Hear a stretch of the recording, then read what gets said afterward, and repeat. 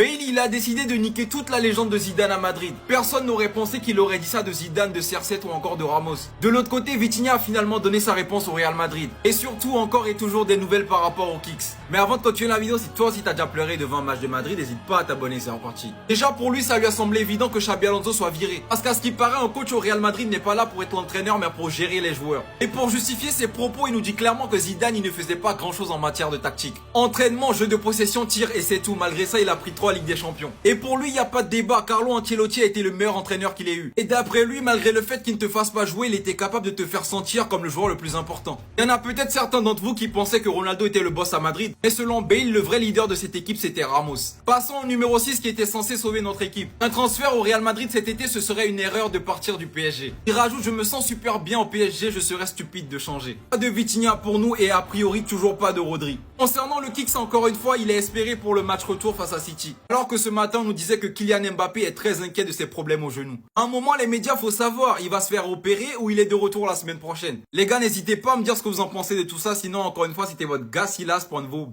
banger.